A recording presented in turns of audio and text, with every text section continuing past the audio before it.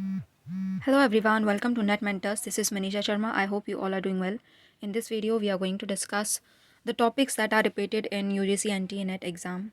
So if you look at the current pattern, then पिछले सालों के हिसाब से काफ़ी चेंज है एंड जैसे पहले हमारा जो टीचिंग एंड रिसर्च एप्टीट्यूड होता था उसमें से काफ़ी सारे क्वेश्चंस पूछे जाते थे, लेकिन इस बार जो वेटेज है सबसे ज़्यादा people development and environment and higher education में रहा एंड नॉट जस्ट लाइक एक शिफ्ट में या फिर जो like on the basis of the difficulty level of the exam, लेकिन हर शिफ्ट में इफ़ वी लुक तो ऐसा ही पैटर्न रहा। सबसे ज़्यादा क्वेश्चन जो है higher education, people development and environment and moreover current affairs.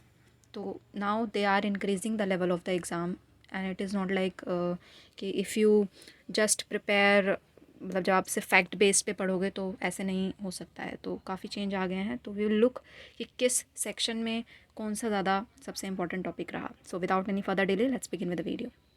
ना अगर हम सबसे पहले बात करें लॉजिकल रीजनिंग की, तो फैलेसीज़ जो हैं, फॉर्मल फैलेसीज़, वो काफ़ी ज़्यादा आपकी इसमें आई। तो हर एग्ज़ाम में देखें तो एक ना एक क्वेश्चन तो रहा ही उसमें से।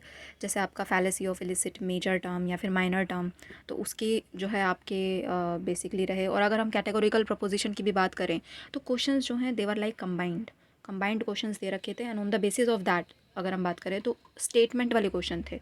जैसे अगर स्क्वायर ऑफ अपोजिशन भी है तो उसमें जो है स्टेटमेंट जो दे के आपको और फिर पूछा हुआ था। लाइक पहले आपके सिंपल पूछ लिया जाता था कि ऑल कैट्स आर डॉग, तो इसका जो है कॉन्ट्राडिक्टरी क्या होगा, तो some cats are not dogs, right. तो ऐसे पूछ लेते थे, लेकिन अब वो ही चीज़ आपको स्टेटमेंट में दे रखी है and then you have to answer. Concept वही है, लेकिन वही है आपका जो क्वेश्चन का लेवल है वो थोड़ा इंक्रीज़ कर दिया है, थोड़ा हाई कर दिया है, राइट। अगर हम बात करें इंडियन लॉजिक की, तो हेतुभाष जो है आपका जो फैलेसीज़ हैं वो बहुत इंपॉर्टेंट रहीं, जिसमें सव्य विकारा जो है सबसे ज़्यादा पूछी गई थी। कि कोई भी शिफ्ट देख लो एक क्वेश्चन तो रहा ही उसमें से।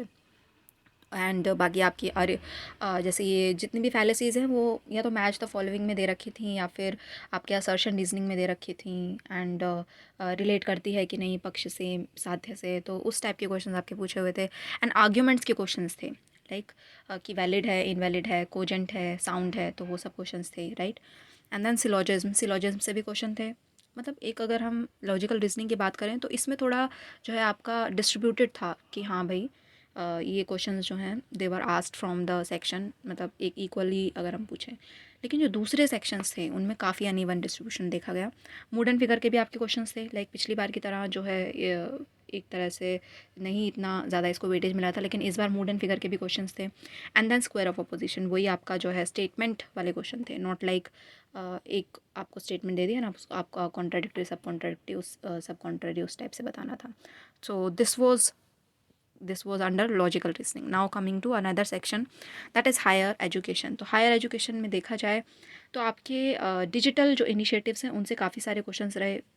तो वही चीज़ कि अगर एक शिफ्ट में आपको असर्शन रीजनिंग पूछ लिया गया है तो दूसरी शिफ्ट में आपसे मैच द फॉलोइंग में पूछ लेंगे, ईयर्स पूछ लेंगे, लाइक स्वयं प्रभा का सैटेलाइट का पूछ लिया था। ओके, लाइक हम जैसे तैयारी कर रहे थे कि हम और अच्छे से इसको और हाई लेवल की तैयारी करते, लेकिन उन्होंने थोड़ा सा बेसिक पूछ लिया। एंड अगर देखा जाए तो करंट अफेयर्स पे काफ़ी ध्यान रहा, लाइक सबसे ज़्यादा हर शिफ्ट में आपका न्यू एजुकेशन पॉलिसी से तो क्वेश्चंस था ही कि न्यू एजुकेशन पॉलिसी में आपके ये इंस्टीट्यूशन आती हैं या नहीं आती हैं, एंड कितना आपका ग्रॉस एनरोलमेंट रेशो रहा, कौन सी जो है मोस्ट पॉपुलेटेड स्टेट थी, ठीक है। एंड विद रूरल पीपल तो एक में अर्बन पीपल पूछ लिया। And then solar energy and wind energy, अब इसमें भी ना आपका इंस्टॉल्ड था और पोटेंशियल था। तो इंस्टॉल्ड में लाइक अगर हम बात करें विंड एनर्जी की तो तमिलनाडु है, एंड अगर हम पोटेंशियल में बात करें तो गुजरात है। तो इस टाइप से आपके क्वेश्चंस थे, ठीक है। तो कन्फ्यूजन बहुत ज़्यादा थी। एंड देन आपका आर्टिकल, लाइक उसमें अगर देखा जाए तो स्पेसिफिकली मेंशन नहीं है, लेकिन फिर भी आपके जो है एक क्वेश्चन पॉलिटी से पूछ लिया गया। एंड स्वयं स्वयं प्रभा तो आपका बहुत ज़्यादा वेटेज रहा है इसका, हर आपके शिफ्ट में एक दो क्वेश्चंस तो थे इससे। एंड तक्षशिला एंड नालंदा के भी आप क्वेश्चंस आने लगे थे एंशियंट से। तो अगर देखें तो मतलब अगर आप देखिए तो हर शिफ्ट में जितनी भी शिफ्ट होती जाए मतलब होती गई हैं, तो हर जो आपका टॉपिक जो छूट गया था लाइक पिछली शिफ्ट में वो अगले उसमें कवर हो गया। तो ओवरऑल देखा जाए तो everything has been covered, but what I found like, तो सबसे ज़्यादा मुझे ये लगा कि टीचिंग एंड रिसर्च से आपका बिल्कुल एकदम नेग्लिजिबल क्वेश्चंस थे, लाइक 3-4 क्वेश्चन पूछ लिए दोनों को मिला के, या किसी में रिसर्च से पूछ लिए तो टीचिंग में से बस एक पूछ लिया, जिसका we were not expecting. Okay, now coming to communication, तो कम्युनिकेशन में अगर मैं बात करूँ तो 50% जो है कम्युनिकेशन बैरियर से ही क्वेश्चंस थे। एंड देन क्लासरूम कम्युनिकेशन तो आपका रहता ही है सबसे important part. And then affective communication, वही असर्शन रीजनिंग वाले questions. And then transactional communication. Okay, now coming to ICT. ICT में आपका वही मेमोरी सीक्वेंस, आपका जो है ये सारी मेमोरीज आपको दे दी, पेटाबाइट, टेराबाइट, zettabyte, देन उनको सीक्वेंस में लगाना। FTP, POP, post office protocol, file transfer protocol, application software, web browser, W. तो ये सारे क्वेश्चन पूछे गए थे। एंड बाइनरी टू डेसिमल भी एक दो शिफ्ट में आया था, तो इसका weightage it was quite fine. Like accordingly इतना ज़्यादा जो है हाई लेवल के क्वेश्चंस नहीं पूछे गए थे। Coming to teaching and research, तो ये सबसे ज़्यादा अनइवन सेक्शन रहा आपका। इसमें असर्शन रीजनिंग के ही क्वेश्चन से ज़्यादातर, एंड बहुत ज़्यादा मतलब एक तरह से जितना इसका सिलेबस है उसके हिसाब से क्वेश्चंस नहीं पूछे गए थे। रिसर्च मेथड जो है, जो आपका रिसर्च एप्टीट्यूड है, उससे काफ़ी क्वेश्चंस देखे गए। एंड वो भी लाइक एक दो क्वेश्चंस थे। एक्सप्लोरेटरी हो गया, सर्वे रिसर्च हो गया, descriptive, and more over example देखिए कि कौन सा जो है टाइप ऑफ मेथड इसमें यूज़ हुआ है, तो उस टाइप के क्वेश्चंस थे। तो इसका काफ़ी कम वेटेज था। Now coming to mathematical reasoning, तो आपका average, profit and loss, simple and compound interest, number series, वही जो चीज़ें रहती हैं नॉर्मली वही चीज़ें थी। एंड इसका भी कोई इतना ज़्यादा हाई लेवल के क्वेश्चंस नहीं थे, मॉडरेट ही थे। नाउ कमिंग टू डीआई, तो डीआई जो है आपके क्वेश्चंस तो देवर लाइक प्रीवियस ईयर का जो ट्रेंड है वही फॉलो किया, लेकिन आपका कैलकुलेटिव डीआई बहुत ज़्यादा था। लाइक आपको बहुत ज़्यादा इसको टाइम देना पड़ रहा था। तो सम स्टूडेंट्स इवन टोल्ड कि उनको 15-15 मिनट लग रहे थे डीआई को लगाने के लिए। तो वो एक चीज़ है, उसको आपको कैलकुलेशन पे काफ़ी काम करना पड़ेगा अपना। बाकी डीआई जो है इट वाज लाइक मॉडरेट, अगर आपका कैलकुलेशन स्ट्रॉन्ग है एंड अगर आप पूरा आई वुड एडवाइस कि अगर आप पूरा पेपर कर रहे हैं तो सबसे पहले डीआई मत करें। अगर उसमें starting, and that is a gimmick, right.